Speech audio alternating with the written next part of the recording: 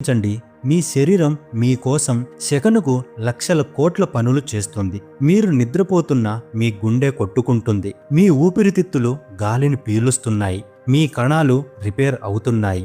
ఇంతటి నిరంతర సేవ చేస్తున్న మీ శరీరానికి మీరు ఇస్తున్న కృతజ్ఞత ఏమిటి? మనం మన శరీరాన్ని ఒక చెత్త కుప్పలా చూస్తున్నామా, లేక ఒక పవిత్రమైన దేవాలయంలా చూస్తున్నామా? మన శరీరం ఒక దేవాలయం మాత్రమే కాదు, అది ఒక సజీవ వైద్యుడు.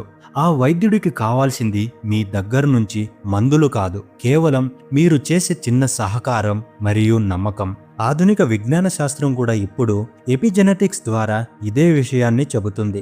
మన ఆలోచనలు, మన భావోద్వేగాలు మన డిఎన్ఏను కూడా ప్రభావితం చేయగలవు. మీరు నేను నయం కాగలను అని బలంగా నమ్మితే మీ కణాలు ఆ సంకేతాన్ని అందుకొని మరింత వేగంగా పనిచేయడం మొదలు పెడతాయి. రోగం అనేది శరీరం చేసే